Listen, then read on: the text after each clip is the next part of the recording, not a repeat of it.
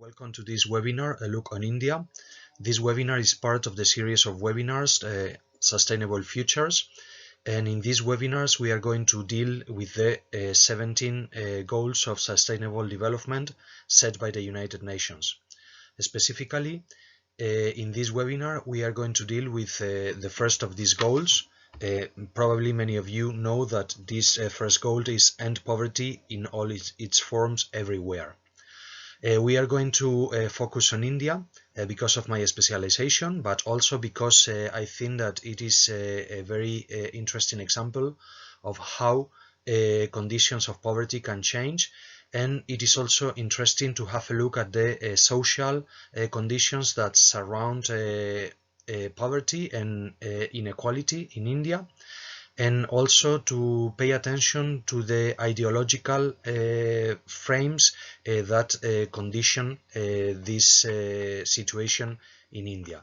That's why I have chosen India, and I hope that you will enjoy it, and I hope that you will learn more about India. This series of webinars are part of the Open EU Hub and of the Una Europa initiative, and they have the support of the Eurasia Foundation from Asia. And as you can see on this slide, there are many partners, both from Europe and from other countries in the world. So it is a pleasure to be part of this very interesting and important initiative.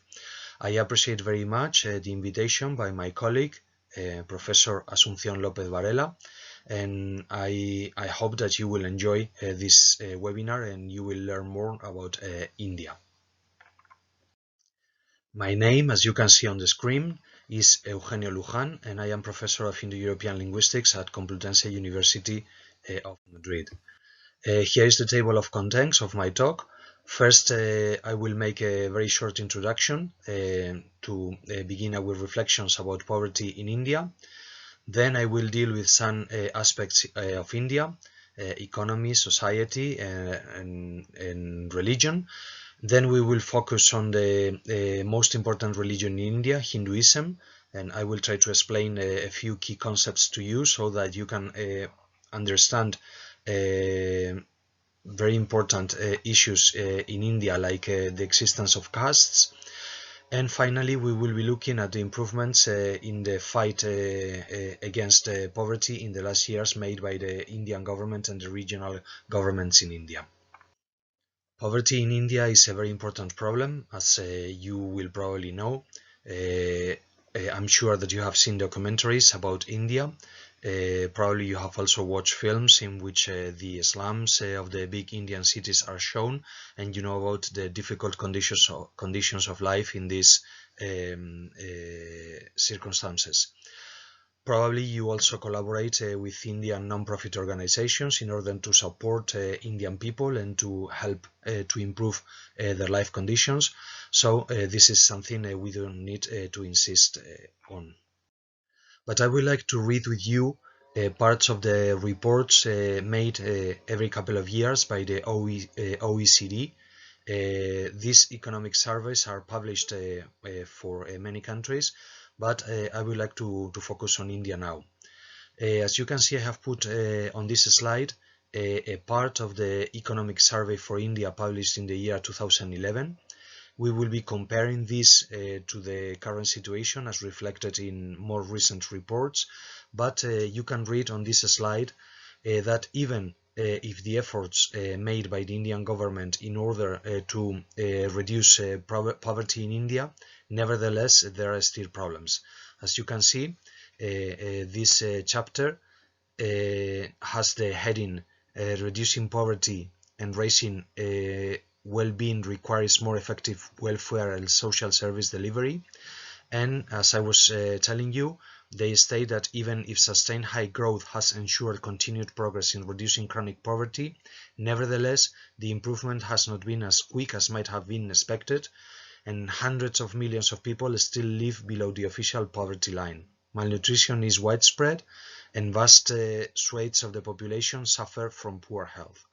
So these problems were still there and are still there, but they were still there in 2011. And it will be important to gain a wider understanding about the social conditions, the mentality, and the cultural realities that affect the fight against poverty in India. On this slide, I have put some of the statistics provided in the last published OECD Economic Survey for India. It was published a couple of years ago in 2019. First of all, I would like to draw your attention to the fact that India is a very, very huge country in terms of population. You can see that according to this report, almost 1,400 million of people live in India. And India, indeed, it is a very big country. I mean, it has a very big extension. It has a very big territory. But nevertheless, there are many people living in it. I mean, the density of population, as you can see on this slide, is very high, 450 people per square kilometer. That means that it is a very crowded country, especially if we take into account that there are certain areas where people cannot live, and I am thinking about the Himalayas in northern India, and I am also thinking of the central part of India, in the southern part of India, because it is a desertic area. So people tend to concentrate in the valleys of the big rivers, specifically on the Ganges River Valley, and also on the coast. And that means that on these areas people are concentrated and the density of population is even higher. But I mean, this is not going to be a lecture about economy or even sociology of India, and I have put these figures in order to make you reflect about certain aspects that we will be coming back to later. For instance, if you have a look at the life expectancy rate, you can see that for the year 2017 it was 68.8 years. For men it was a bit lower, about 67, and for women it was a bit higher, about 70. Now the question is whether we can consider this a very good a good rate, or on the contrary, we have to see this as a bad rate. Obviously, the answer will depend on what we are comparing it with, because if we compare it to what happens in European or countries, or in the United States, or in Australia, or in other developed countries, obviously you will think that the rate is low. But if you compare it to what's happening in certain African countries or Asian countries, then we would say that the rate is not that bad. But what is more important even is that we have to look at this historically and analyze whether these figures have been improving in the last years, or on the contrary, they have not moved, or they have gone worse. This is something I will be going back to later, but I wanted you to have these figures, and I give you a couple of minutes if you want to go through them and think about them before we go on with this lecture. In the central part of this presentation, I want to show you some aspects of India in order to provide you with a deeper insight about Indian reality.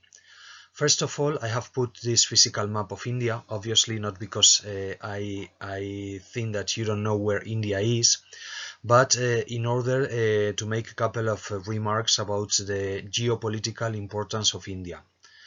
If you stop to think about this, the reality of Southwestern Asia would be very different if India were not there. What I mean is that obviously the biggest power in this area of the world is China. China is not also important regionally, but globally. You know that it is currently one of the most important geopolitical actors in the world. But if we stop to think about this, this area of the world would look very different if India were not there. The Chinese influence on Southwestern Asia would be even bigger. In fact, as you can see in the map, India and China would have to share a very long border but that border is not so long because there are what they usually call buffer states. If you have a look at the map, you will see Nepal and Bhutan between China and India, and they prevent this continuous border between China and India, and they also play an important role in making smoother the relationship between China and India because they don't share an even longer border. In fact, where they share a border, it is in the north western area, in the Kashmir area. You know that this is a region under dispute between Pakistan and India, and it's one of the hot spots not only of this part of the world, but globally speaking. Both Pakistan and India are nuclear powers, and this makes things even more complicated when we have to deal with that.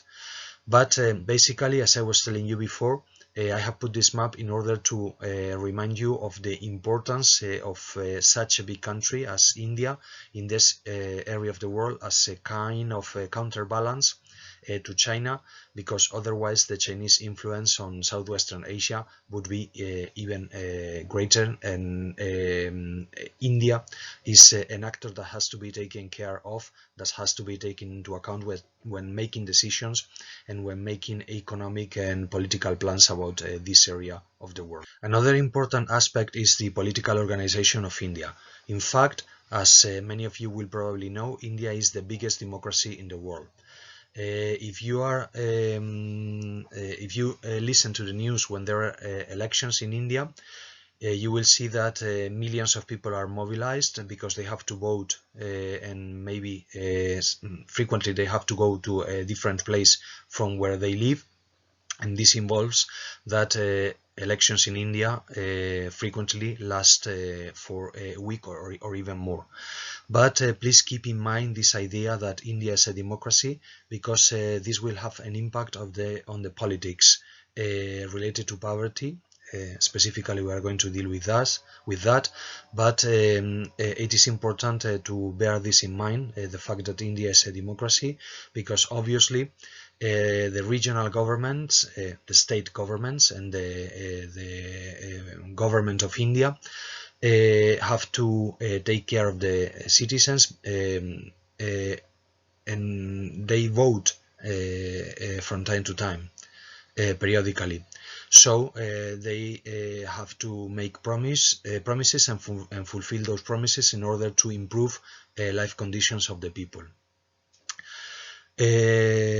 India is a federal country, even if the word federal is not used in the Indian constitution, but the organization is typical of a federal country.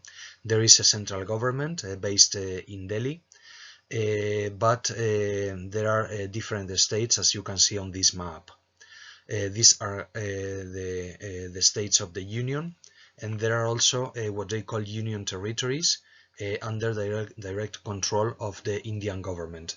The area around the capital, Delhi, is a union territory. These islands here and here, both east and west of India, are also union territories. And for instance, Goa, which, as you know, was an ancient Portuguese colony, used to be also a union territory, but has become a state now. But you can see that it is a very decentralized country, and therefore the regional policies are very important in order to improve life conditions of the people. Not only the policies of the central government, but the role of state governments is crucial in key aspects such as education, access to health services, and other important issues that have to be taken into account when trying to understand life conditions and when trying to fight against poverty in India. Being such a big country and with so many people, India is a country with a huge diversity. We are going to discuss this diversity concerning different aspects of India, but let me first of all draw your attention to linguistic diversity in India. I don't know if you are aware of how many languages are spoken in the world, but the estimates say that about 8,000 to 9,000 languages are spoken in the world. So we can expect that in such a big country as India, many different languages are spoken. In fact, according to the information provided by this website, the ethnologue.com, this is a very interesting website, and I advise you to check it because you will find there information about languages spoken in every country. You can perform searches by countries and also perform searches by languages in order to recover the information about the number of people speaking those languages, the countries they are spoken in, and their classification according to the family they belong to. But coming back to India, the fact is there are more than 400 different languages are spoken in India. That is a very huge linguistic diversity, and it is not easy to deal with that. That has a direct impact on education because people have to be taught in a language when they go to school, and they have to make the decision about which language to use. People usually tend to think that language is basically communication, and that is true, but we cannot forget that language is not only communication. If you stop to think about yourself, you will find and you will feel that language is very intimate to each of us, and that language is means also cultural identification and cultural belonging. We belong in a community of the speakers of a language, and we feel that we belong to that community. Therefore, it is important to pay attention to that, and it is important to have appropriate language policies when dealing with such a huge linguistic diversity. Obviously, not all those languages are official languages. As you can see on the slide, there are 22 scheduled languages. That means that concept, scheduled languages, means that they are official, but they are not official in the whole territory of India. They are official in certain parts of India. But please don't think that those scheduled languages are spoken by minorities, because some scheduled languages are, for instance, Tamil or Telugu in southern India, and more than 50 million people speak each of those two languages. So those are very big and very important languages and have to be taken into account when designing an education policy for India. Obviously, there are two national or official languages. Those languages that are official in the whole country are English and Hindi. Obviously, English was not an original Indian language. It was brought to India by the British. And for a long time, there's been the problem whether English should be used in education, and whether English should be considered an Indian language. Let me say Indian in a metaphorical sense, but on the other side, it was advisable to try to have a vehicular language that could be spoken by Indian people apart from English. When they wrote the Indian Constitution, they assumed that English had to be the official language, but they thought that that would be temporary until Hindi became widespread among Indian people, and so they could use Hindi as a language to communicate between Indian people. Many years have gone by now, and they are aware that English will remain one of the two official languages of India for a long time. And this is so because in India there are different families of languages. I have put some writings here in different scripts and different languages that I will be showing you. But languages in India belong to different families. In southern India, Dravidian languages are spoken, and Dravidian languages belong to a completely different language family of languages from the languages spoken in northern India. In northern India, they speak Indo-Aryan languages. Those are languages related to other Indo-European languages, and they are they are very different. It's like for instance, since I know that some of you are from Spain, they are so different as Spanish and Basque. So that speakers, in the same way that the speakers of Spanish, even if they live nearby, Basque speakers cannot understand Basque, and they understand better, for instance, Romanian or Italian. Speakers of Dravidian languages find it very difficult to learn Indo-Aryan languages, and there are also other cultural and historical conditions that make it difficult to generalize the use of Hindi among Indian people, because people speaking other languages feel that they don't have the need, they don't understand why they have to learn a language that it's not their own language. Therefore, English has become an Indian language, let me say. This is the title of one of the chapters in one of the books that I will be recommending you at the end of this lecture. And it is interesting to know that the important and emerging Indian middle class has tried to find a balance between the use of English and the use of the local languages.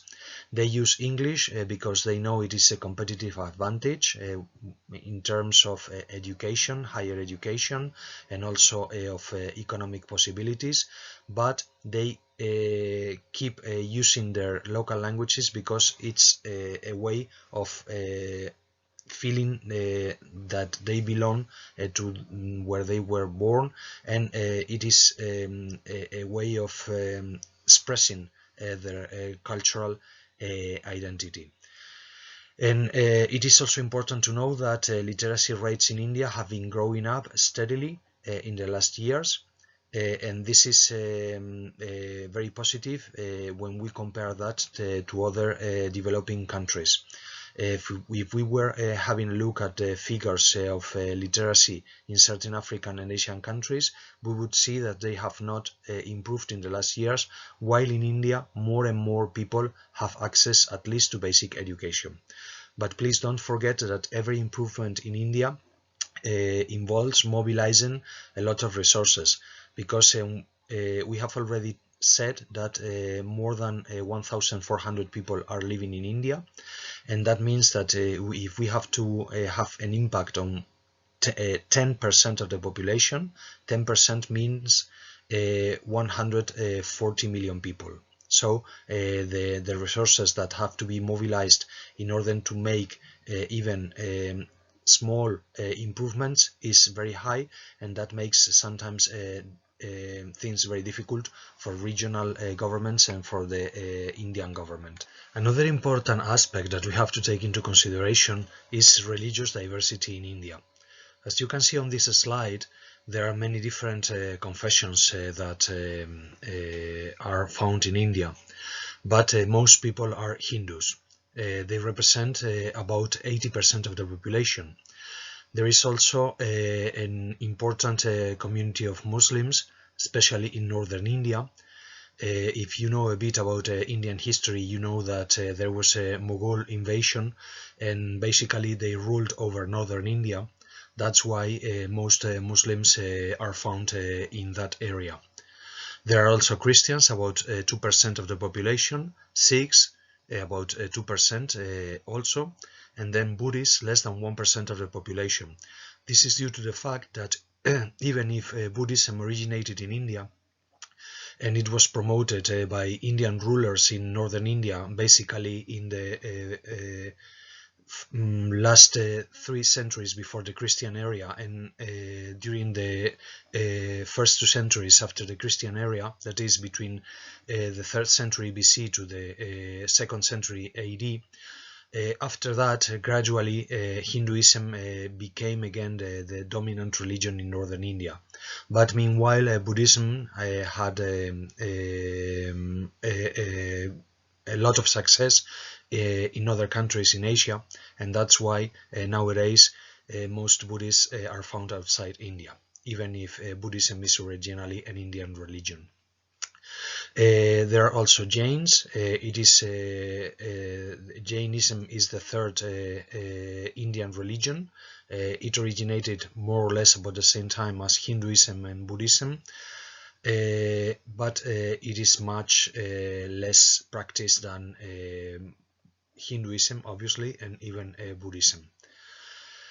Now the question is whether the coexistence of these different religions is peaceful or not. And if you have had the opportunity to visit India, you may have seen that basically on the everyday life you cannot you don't have usually difficulties between communities.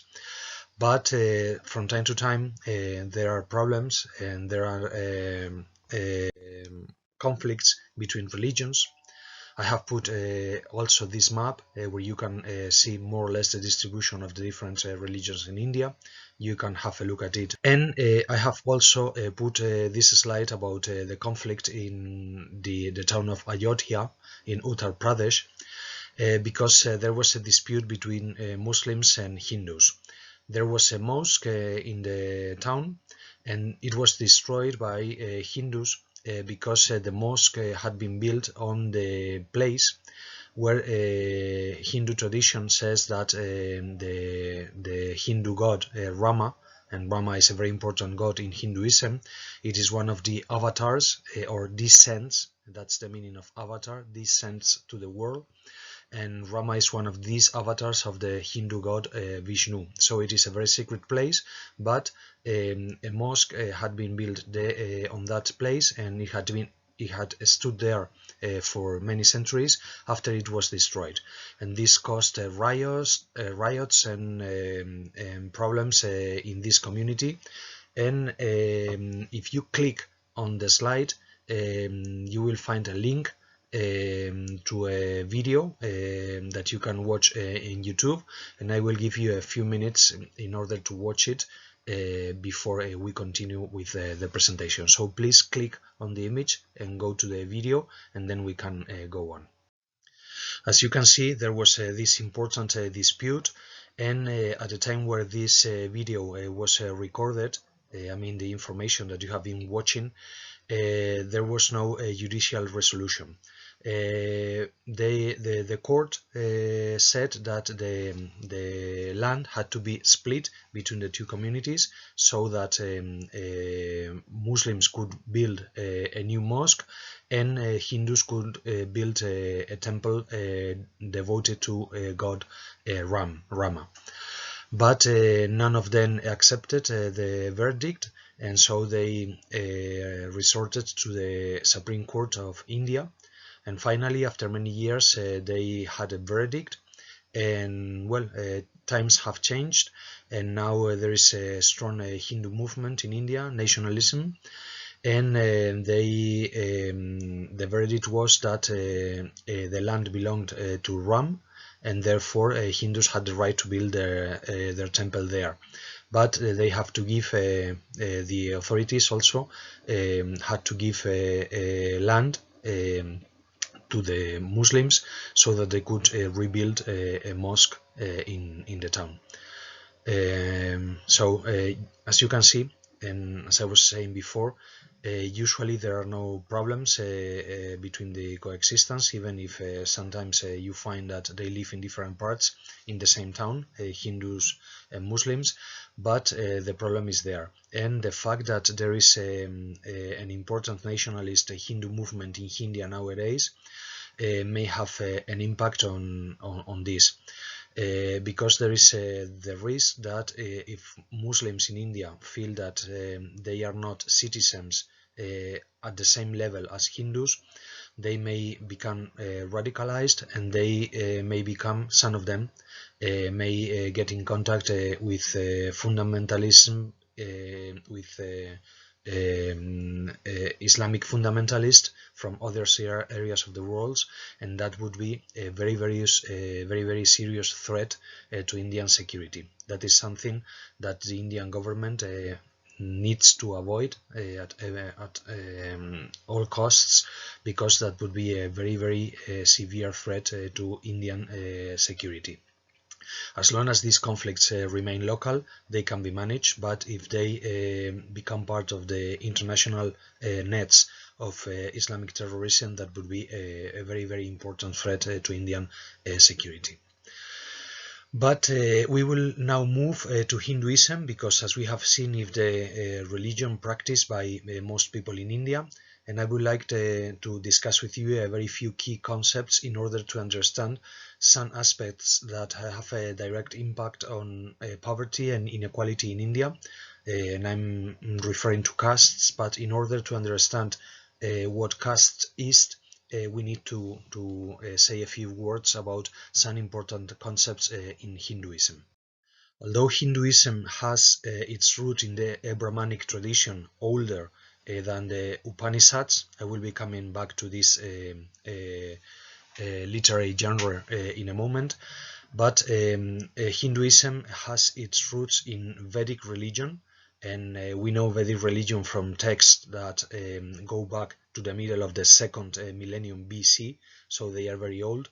But important changes in Indian mentality and in Indian religion took place about the 6th century BC and the 5th century BC. That is the time when the three old important religions of India originated, that is Hinduism, Buddhism and Jainism. But we will focus on Hinduism now, and the ideas that are found in Hinduism since the time of the Upanishads. The Upanishads are very important religious texts in Indian tradition, because they reflect this change in mentality and this change in religious attitudes at a time when people no longer wanted to practice only rituals, but wanted to have a more personal and intimate faith. The ideas that we find in the Upanishads were developed in the Vedic schools, and they were explained to advanced students of these schools.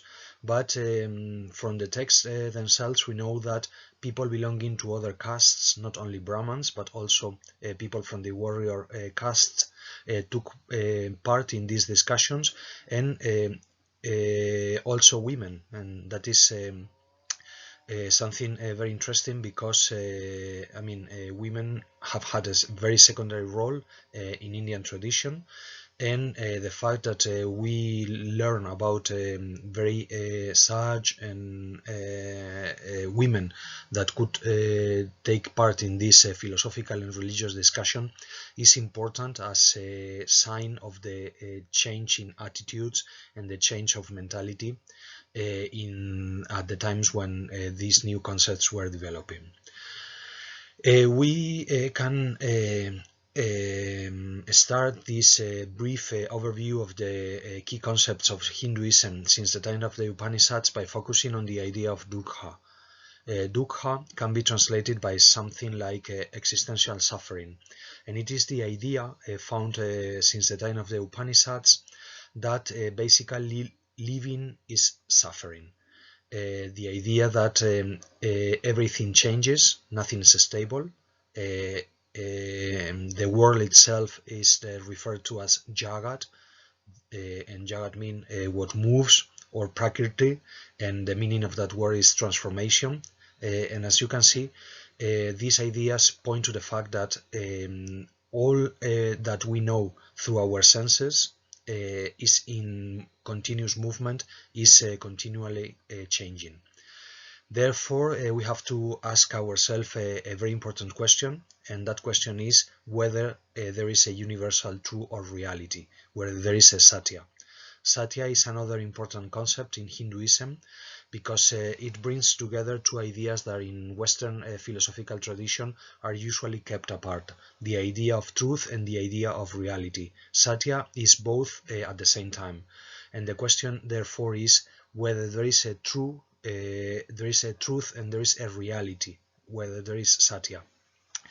And that's something that's going to make a difference between Hinduism and Buddhism, because in Hinduism the answer is going to be yes, there is a universal truth and reality, while in Buddhism the answer is going to be negative. No, there is no such thing as a universal truth or reality. But then in Hinduism it is very difficult to define that reality because it's something beyond our senses. It's not something that we can perceive, that we can access through our senses. It's beyond what we usually feel, beyond what we usually see or hear or can access with our senses. Therefore, it is difficult to define. It is this ultimate reality is called Brahman, and because of this difficulty, in the Upanishads it is called simply Tad, and that means simply that, or Tadekam, the one, that one thing, or Tad Anantam, that unlimited, or even Nirguna. And Nirguna means lacking any quality, but this is not something negative, the idea of lacking qualities, because what it refers to is the fact that this ultimate truth and reality doesn't have any of the characteristics that we are used to because we perceive them with our senses. That is, it lacks any quality because we cannot say it is black, we cannot say it is white, we cannot say it is long, we cannot say it is short, we cannot say it is big, we cannot say it is small, because it's beyond the qualities that we are so used to, because they depend on our senses. And so basically that's the fundamental idea, that there is this ultimate reality, the Brahman. But then the question is how we can access that ultimate reality.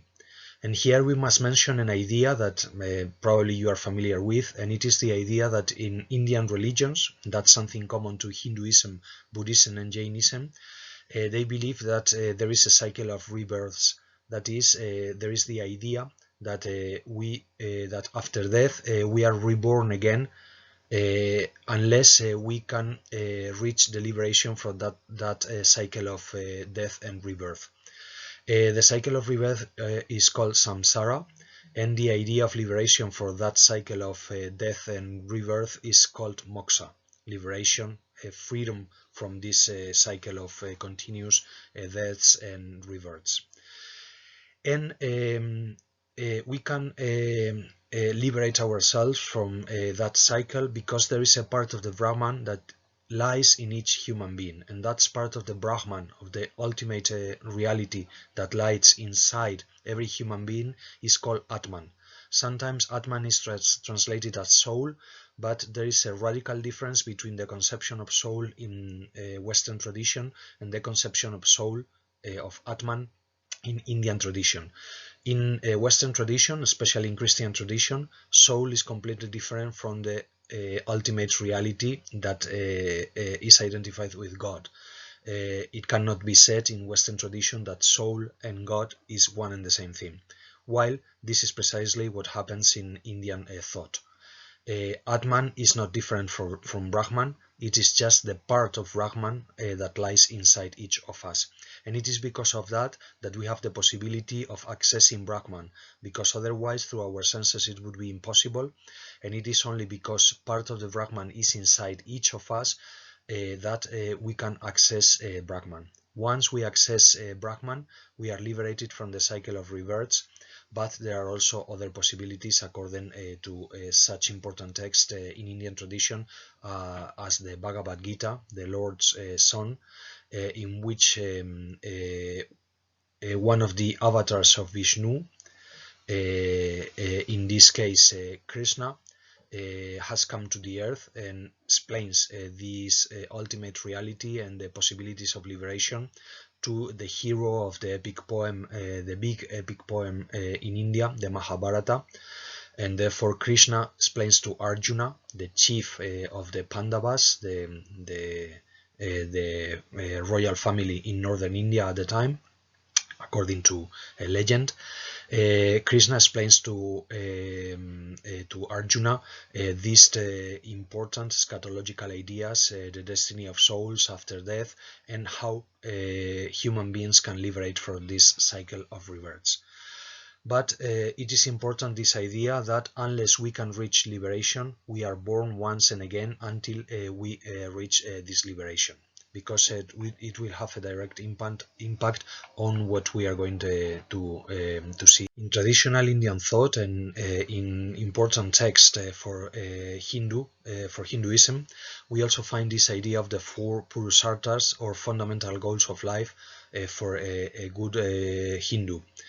The highest goal is moksha. We have already mentioned it, deliverance, that is liberation from the cycle of death and rebirth. Then we also find dharma. Dharma is a difficult word to translate. I will be coming back to it on the next slide, but we can translate it as duty, religious duty, or even law. But another Purusartha, another goal of life, is also artha, because we have to pay attention also to material things. For instance, for the father of a family, it wouldn't be acceptable that if he wants to search for his deliverance, for his moksha, it won't be acceptable that he abandons his wife and his children and doesn't care about providing them with food and taking care of the needs they have. That wouldn't be acceptable. And then finally, the 4th Purusartha is kama, love, because also it is important to pay attention to sex in order to make sure that we are going to have children and they are going to keep with the religious tradition of the family. This is a hierarchy, and therefore the search for artha, for wealth, or the search for kama, for love and sex, cannot prevent us for reaching moksha. That would be incorrect. But on the other hand, it also shows that trying to reach moksha, or trying to fulfill our duty, that is trying to fulfill our dharma, cannot be a reason to give up the other 2 goals of life that are important for a Hindu. This is a traditional Hindu thought, and it is important to take it into account in order to learn and to understand a bit more in depth some aspects of Indian tradition and of Indian history. The idea of dharma, as I was telling you, is very important. It is religious duty, but in contrast to what happens in Western tradition, it depends on the situation and on the circumstances of a person.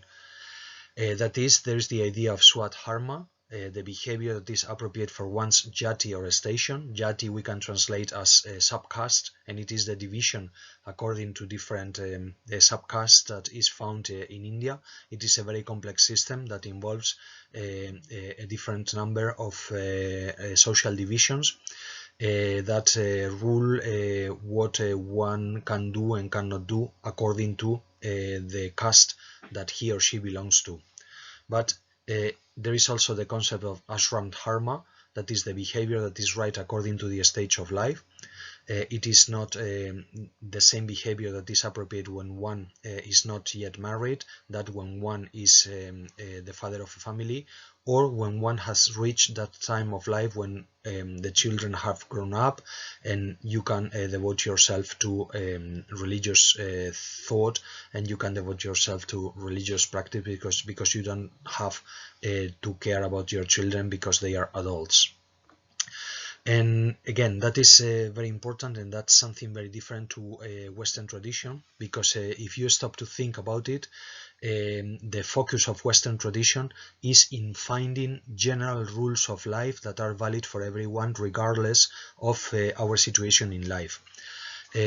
Obviously, you have heard about the categorical imperative, Kant's categorical imperative, and that's the attempt to reach a universal rule, a universal law that can regulate behavior in every situation. That is something completely strange to Indian tradition, because in Indian tradition, as I was saying before, rules of behavior depend on our personal situation and the circumstances. We have already mentioned Swadharma. I have already mentioned Ashram Dharma, the behavior depending on the stage of life. There is also the concept of Kula Dharma, the behavior that is right depending on your family, on your familiar circumstances. Also whether you are a man or a woman, and there is also the idea of apadharma, the behavior that is appropriate in a moment of crisis, so that certain behaviors can be acceptable in given circumstances while they wouldn't be in other circumstances. Again, this is something completely strange to Western tradition. I have already mentioned Kant's categorical imperative, but if you think also about Western religious traditions, for instance the Ten Commandments, it would be absurd to ask what the Ten Commandments are for children, what the Ten Commandments are for women, are in contrast to the Ten Commandments for men, or what the Ten Commandments are for elder people in contrast to young people. That's a nonsense question in Western tradition. While in India, as you can see, there is this idea that behavior must be adapted and must be appropriate to the personal circumstances. And this is what is usually called ethics sensitive to the context, as opposed to ethics that are not sensitive to the context, and that makes an important difference from Western tradition, and it's crucial in order to understand some of the ideas that are found in traditional Hinduism. Now we come to the idea of caste in India. Castes in India have a religious basis, and in Indian tradition, this is usually the hymn, the Vedic hymn that I have put on this slide. It is called the Purusha Sukta. It is found in the 10th book of the Rig Veda, the oldest collection of hymns found in India.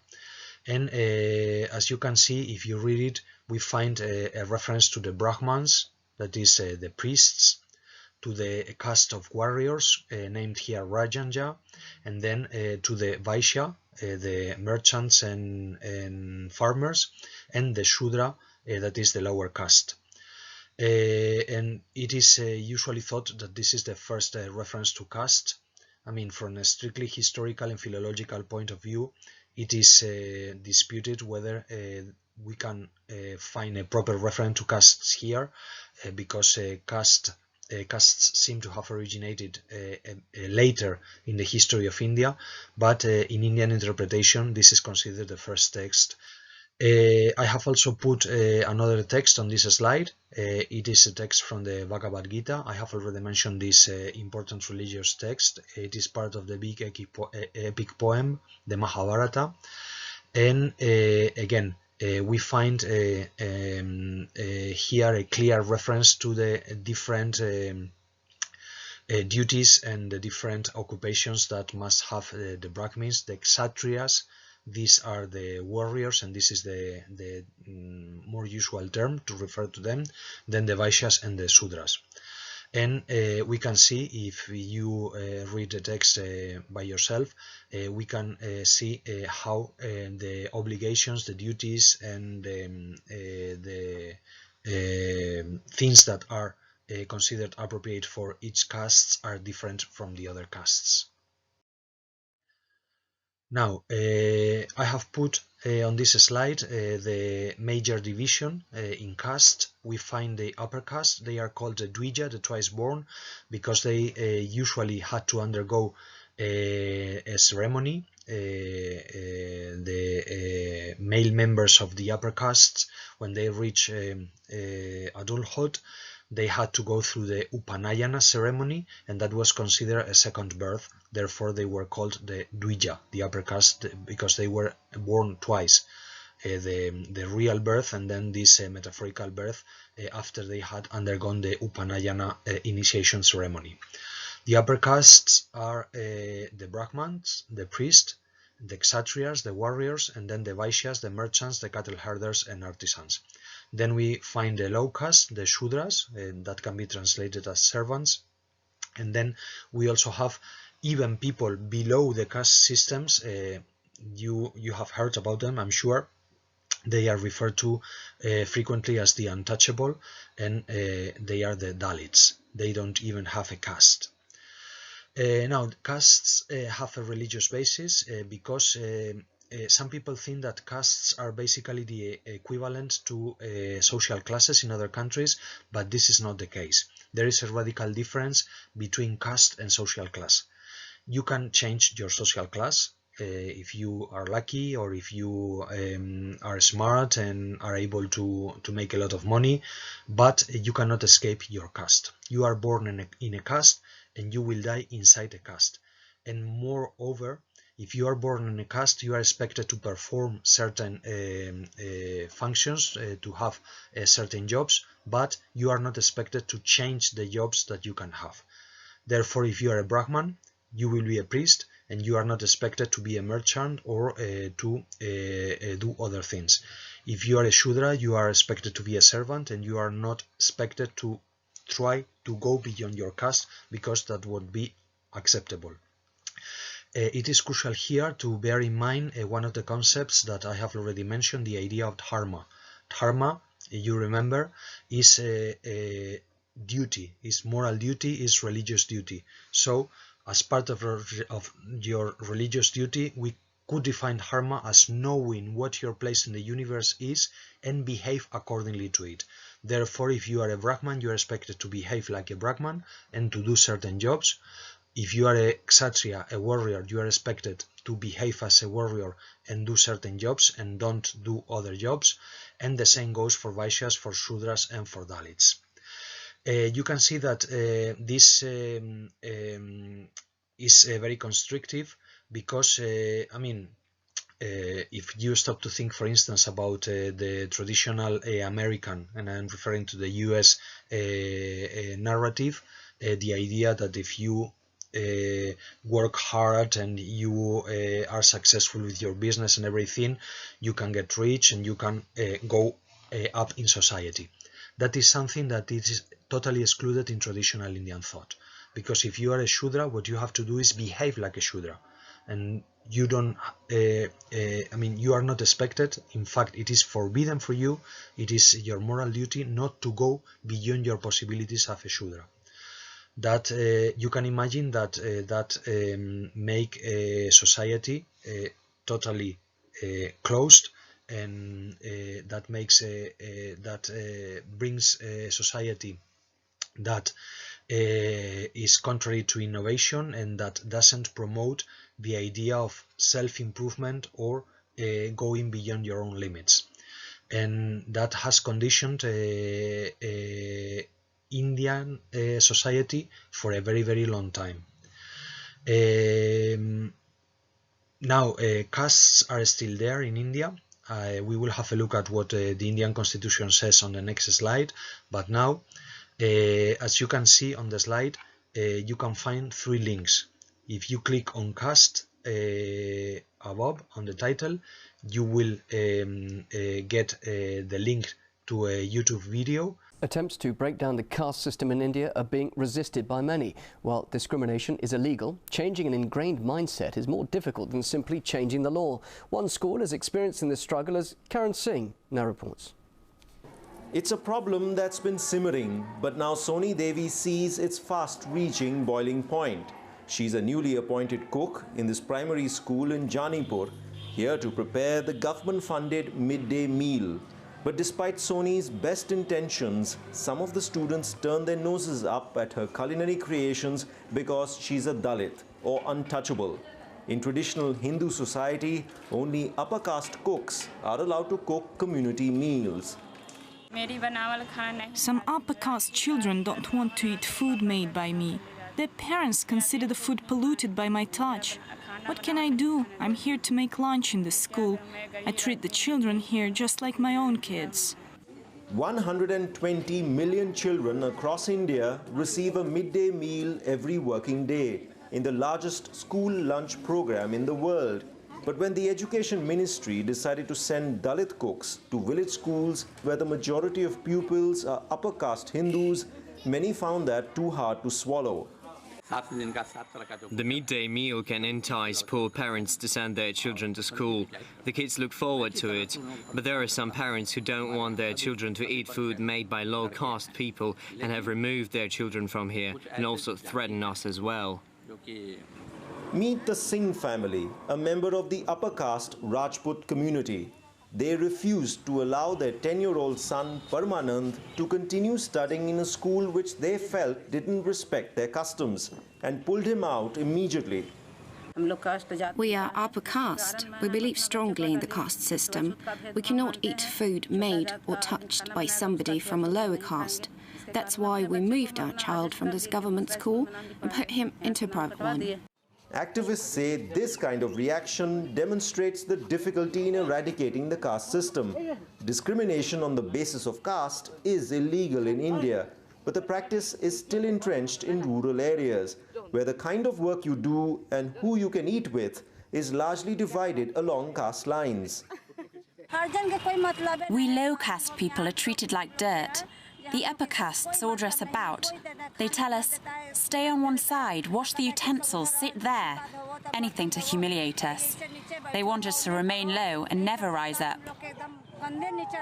The government says legal action will be taken against villagers who oppose Dalit cooks in schools. The earlier this is done, the better. After all, this attempt to get children of all castes to eat together, irrespective of who's made the food, is a small but important step in the country's journey to bridge social divisions. Karan Singh, RT, Patna. If you click on No Caste below, you will get the link to a second video. A typical village in northern India. There may be no physical barriers, no walls, no fences. But this is segregation nonetheless, not on race or religion, but caste, an ancient Hindu social hierarchy where status is determined by birth. In many villages across India, the differences are clearly visible. So on the right-hand side, for instance, is where the lower castes of this village live, and you can see the condition of their homes. And over here, on the left side, is where the upper castes live, and you can see the condition of their homes. So this is where the lower caste territory ends, and this is where the upper caste territory begins. There is very little interaction between the two. Those from the lowest castes are called Dalits. Seen as impure, they're considered untouchables by upper castes. And in the state of Haryana, widely considered one of India's most conservative and patriarchal, if you're Dalit and female, you're doomed. First, you're a woman, so you're already seen as a second-class citizen. Then you're a Dalit, so you're worthless. Dalit women are the biggest victims of rape and sexual assault. They are treated as if their sole purpose is to serve upper-caste men. Women's rights activist Dimple says, this woman's daughter was gang-raped 4 years ago. She killed herself soon after, from shame. They rape Dalit girls because they want to show their power and suppress us. They know our voices are never heard and we can't fight back, she says. Those who have the power and should be helping, the police and judiciary, are usually from upper caste families. So activists say they protect their own. The upper caste have money and can easily bribe and influence authorities, so we just have to stay quiet, she says. Discrimination based on caste was banned in India decades ago, but the prejudice is still deep-rooted. Some call it modern-day apartheid, segregation on such a subtle level. You can feel the tension in the air between the communities. You can feel how oppressed the lower castes are, so much so that they won't even dare walk to the other side, not because they can't, but because they actually believe they're not supposed to. Dalits say they only go to the other side if they have to pick up government subsidies. Otherwise, even the men are too scared. Even if we go, we're constantly reminded that we're below them. If they're sitting on a cot or chair, we have to sit on the floor, facing their feet. When they give us water, we can't touch your utensils, so they pour water into our palms. And at the water pump, if we have used it, then they will rinse the tap twice before they use it, she says. Even just to fetch water, they travel in groups, so the upper-caste men can't harass them. Behind the smiling faces, though, years of oppression and despair, tolerating injustice because they've lost the heart to fight, because this is their karma, they say. Sanima Uras, CNN, Haryana, India. And finally, if you click on Dalits, you will get a link to a third video about current situation of castes in India. But first, India's class structure is arguably the world's most rigid, with people born into lower castes held back from opportunities or even basic liberties. But one such group is breaking the mold of thousands of years of tradition. The law is on their side, but as Priya Sridhar reports, climbing the caste ladder is not easy. It's Who Wants to Be a Millionaire, Indian style. And today in India, more people than ever feel like they too have a shot at making it big. Meet Avinash Jagtap.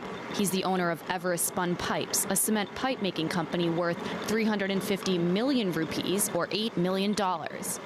So what makes him different than any other rich Indian? Well, he's a Dalit, the lowest caste in the ancient Hindu caste system.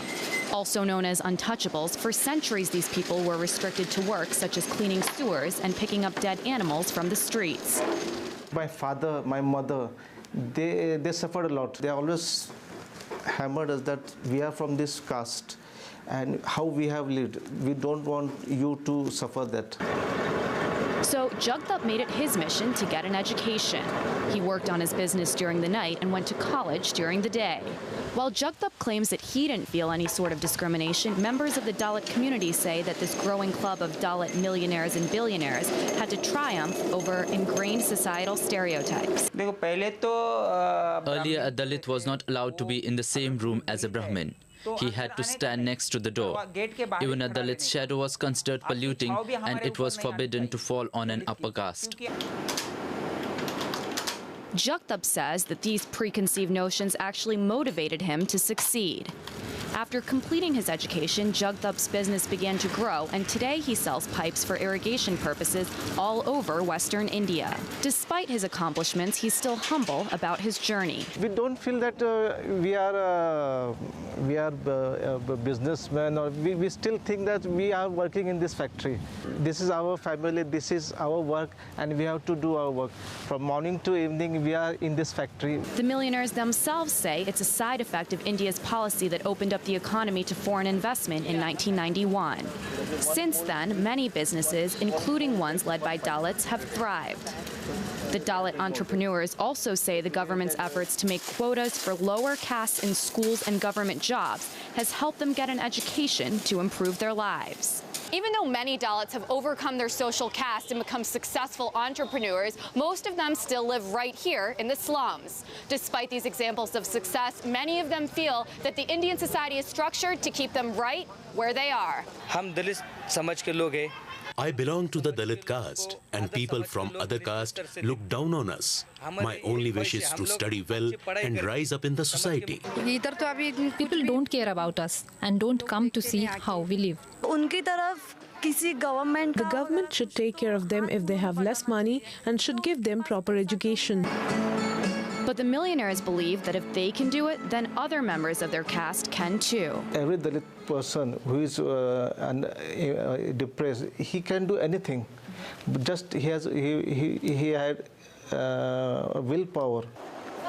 Using their willpower to overcome the odds. Priya Sridhar, RT, Pune, India. As you have seen on those videos, castes are still there, even if it is true that people are paying less and less attention to caste in India nowadays. But there are still some aspects of life that in which castes still play an essential role. For instance, in marriage, many people would accept having dealing with people from other castes in their everyday life, but in many families it wouldn't be acceptable that their children marry outside their castes. I'm sure that maybe you have also watched movies that deal with this problem, because it is especially important for second generation of Indian immigrants in countries like the United Kingdom, the United States or Canada, because those immigrants, those second generation immigrants have been educated in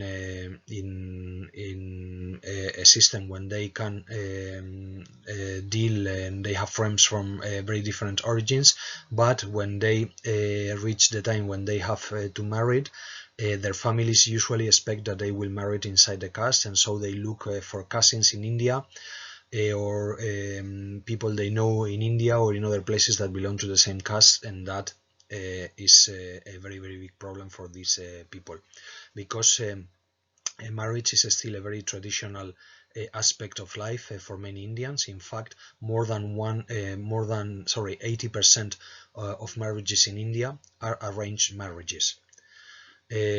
Modern people, modern families allow their children to meet before they engage, and if they don't like at all, they accept that the engagement does not go on, and that is considered a good practice.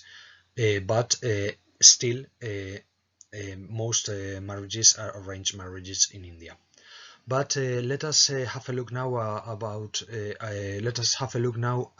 on the Indian Constitution and what it says about castes. If you read this article of the Indian Constitution, you can see that it states that the state shall not discriminate against any citizen on grounds only of religion, race, caste, sex, place of birth, or any of them.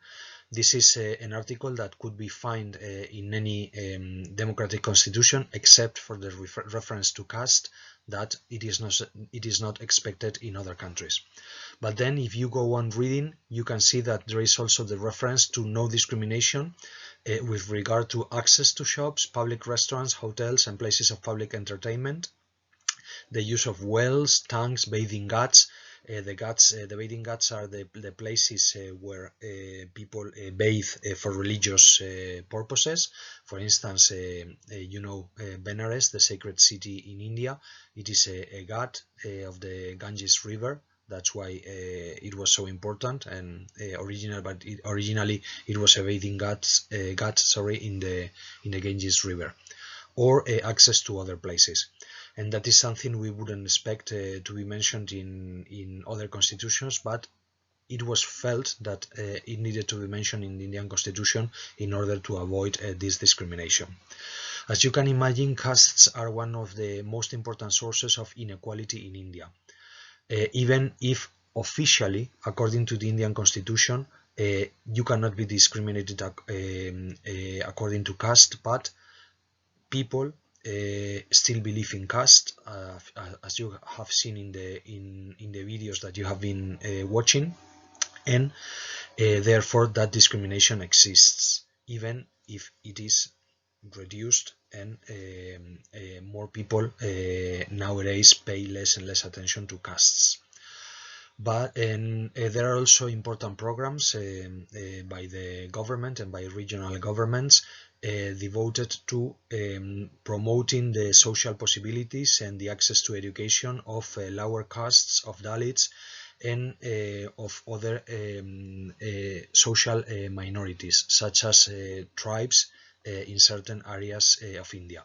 And therefore some places are reserved for lower castes in education, in higher education. There are also some places reserved in the administration for people belonging to lower castes, because traditional administration was something that was in the hands of the Brahmins. And the relationship between castes is usually one of the important issues in regional elections in India. So the positive thing is that things are getting better, but the negative thing is that some people still discriminate according to castes. And as we will see, one of the important difficulties in relation to poverty in India is inequality, unequal access to resources and to education and to health services. And obviously, caste is one of the caste discrimination is one of the important reasons why less advancements that have been made than it would be advisable and desirable. Then there is also this idea that underlies the Indian psyche, and I'm quoting the title of this important book by Kakar. And even for people that don't pay so much attention to caste, the hierarchy is very important in India. I'm going to read the quote because it is very significant. As Kakar says, for an Indian, superior and subordinate relationships have the character of eternal verity and moral imperative, and the automatic reverence for superiors is a nearly universal psychosocial fact. Therefore, in many milieus in India, you cannot deal with people with the same level of accessibility as we are now used in Western countries, for instance in university or in our jobs, but people pay more attention to hierarchy than in other countries. Well, I hope that with this you can have now more or less the general frame of social, political and religious situation in India. And I will finish this lecture by mentioning the improvements made in the fight against poverty in the last years. So we will end on a positive note. Here again, I have put the figures that you had already seen at the beginning of the lecture, and in order to make this reflection with you. The figures may seem low, for instance, when we look at life expectancy or when we look at literacy rates, but they have been steadily improving in the last years. That means that a big effort has been made in order to improve access to education and access to health. You remember now that India is a democracy, and therefore the government is concerned with the well-being of Indian people, not only the Indian government but also the regional governments. And if they don't pay attention to such policies, they are not going to be voted in the next elections. So being a democracy has a very positive impact on the improvement of life conditions in India, and that's something that we have to take into account. Again, if we compare the figures to the figures of other Asian and African countries, where unfortunately no significant changes can be seen in the last years, that is not the case in India. Figures have improved, and they are reflecting an improvement, even if slow, and still having a very big percentage of the population living under the poverty line, but nevertheless it reflects an important effort in order to improve life conditions of Indian people. If you compare what we read at the beginning in the OECD economic survey for India that was published in 2011, and we read now what they say in the executive summary of the economic survey of the year 2019, you can see, and I have underlined that, that they mention that India has also lifted many millions of people out of poverty. Once again, think about the huge population in India.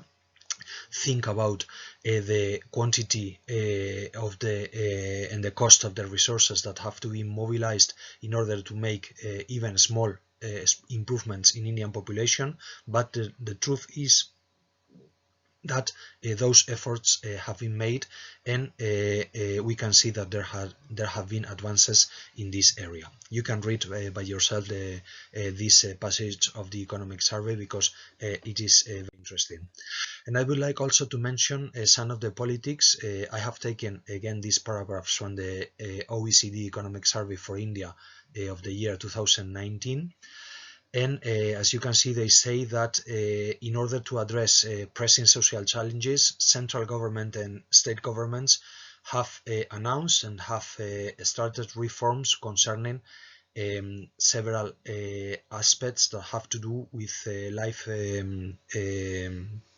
with the life of Indian people, and that are having a very positive impact on the reduction of poverty in India.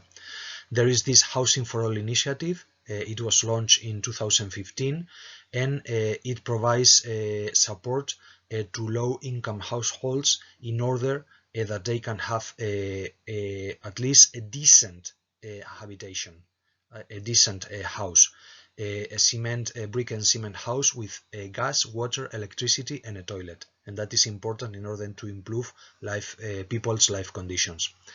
It is also important to remark that electricity reached every village in India in 2018, and more than 500 million people have gained access to electricity. There's still people that don't have access to electricity themselves. Electricity is in their village, but they don't have it in their houses, but it's improving again. And this has also improved the life conditions in the sense that it reduces the time that they have to spend in collecting wood or cow dung, that as they used to do before, and this has a special positive impact on women. Also, these cooking facilities reduce the risk of fires, that it was a real risk in India, and also the risk of diseases, because they don't breathe this combustion of solid fuels. And there is also this important Clean India initiative, and under this initiative more than 100 million toilets have been built. This is important in order to prevent open defecation and in order to improve health conditions in India. I have put on this slide this part of the economic survey, so that you can read a bit more about it if you are interested in knowing more about the initiative of building of these housing programs in order to build appropriate habitation structures for every family in India. In the economic survey of 2019, it is also mentioned that an income support scheme for small farmers was introduced in 2019 and was extended later to all farmers, and they have also been provided with a pension scheme, and that is also very important in order to alleviate life conditions of people, especially when they are old. That was a very big problem, and now at least there is this pension scheme that has improved the life of many people in India. There is also this announcement made in the frame of the National Health Policy that has the goal of spending twice more on health, and trying to reach 2.5% of the GDP, of the gross domestic product. So they are improving access to health services for many people. Obviously, there is still much to do, but again, what is important is to compare this to the situation in other countries where these such efforts are not made. And then also pension insurance has been introduced for workers in the informal sector. The informal sector, that is informal jobs, is very important in India. Many people live on that, and it is important to make sure they have insurance, because otherwise they cannot afford it when they have when they are ill or when they get old. So that's also very important. And also there are actions addressed specifically to fighting poverty in rural areas. You can read a bit more about this on this slide, and I invite you to read this OECD economic survey of the year 2019, because you will find interesting information about the improvements made in India. I want to end on this note, on this positive note, that even if there are social conditions that make inequality relevant in India, and in spite of the fact that India, the Indian democracy after the independence from the UK Well, the situation in India was very difficult, with many people living below the line of poverty. There are still many people living below that line, but every year we see that improvements are made, and more people are going out of these very difficult conditions due to poverty. This is important in relation to the goals of sustainable development that are being discussed in this series of lecture, and specifically when thinking about this first goal, to end poverty in all its forms everywhere. Obviously, poverty has not ended in India, but they are improving every year, and there are new initiatives in order to fight that. Nevertheless, inequality is still there. You can check the figures on this slide. As the title says of this figure 3 that I have taken again from the OECD Economic Survey, inequality is high in India. You can have a look at the figures and the comparison with other countries, and when we look at relative poverty rates, we see that relative poverty rates in India are very high. It is the red line that you can see on the right of the slide, and when compared to other countries, it is inequality is very high in India, and certainly it is something that they have to fight against. One important problem in India is also corruption. Corruption is very extended in India, and in fact, if you have a look at the Corruption Perception Index published by Transparency International, the most recent one was the index for the year 2020. You can see that India is quite low according to the Corruption Perception Index, and that means that corruption is still common in India, and that is something that becomes also a problem. But nevertheless, in India you find initiatives that couldn't be thought of in other countries, and if you are not familiar with that, I invite you again to watch a short video, the example of India entrepreneurship, and that's the Dabawalas Mumbai's. I won't tell you about it because I think it is worth watching the video. And once again, if you click on the image, you will open the video, and you will see this very interesting initiative of the Dabawalas in Mumbai that take care of bringing the food to workers in a very crowded city, and using only bicycles and public transportation. Well, we are reaching the end now, and we have been asked to finish a quotation that can be an inspiration for you. And so I have decided to put here this quotation from one of the books that I will be recommending you.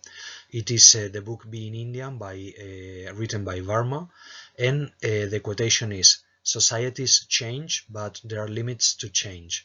Certain traits, which are the products of centuries of conditioning, don't change, and it is this that provide a distinct cultural label to a people. Others can be diluted or modified, some new ones can perhaps be added, but they are mostly adds-on, scaffolding on a largely unalterable edifice. It is this combination of mostly the old and something of the new that people carry as their cultural baggage into the journey towards the future."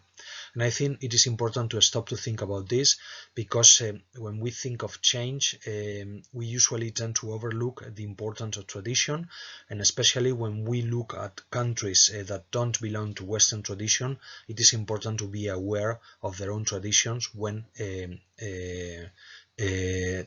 design new programs, and we're trying to enforce new policies, or when trying to make change in mentalities, because it is, as Varma says, it is the combination of the old and something of the new that people carry as their cultural baggage towards the future.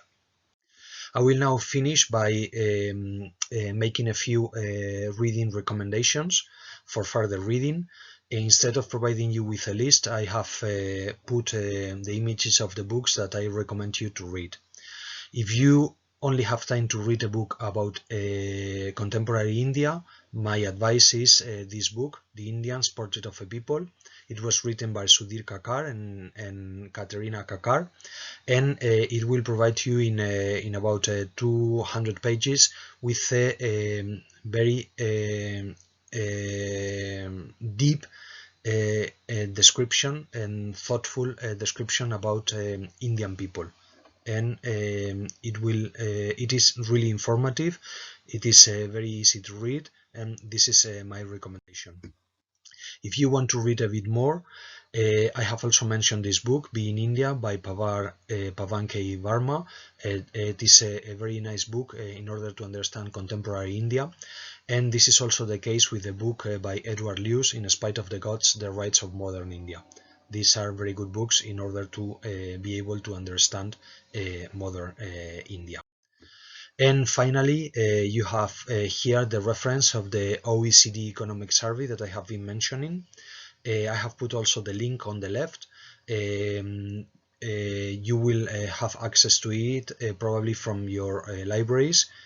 Because it is not free, the PDF, you have to pay for it, but most university libraries have subscriptions to this OECD Economic Survey, so you can download it for free from your own library.